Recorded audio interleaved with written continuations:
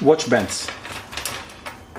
Different shape, design, different watches, different leather. The very often situation is when you have very nice leather, but this leather is very thick, so you cannot use it for a watch band.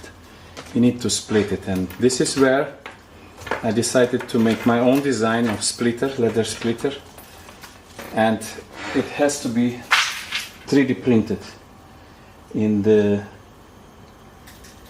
main components. So here is the beast. Here is the beast. This is my splitter.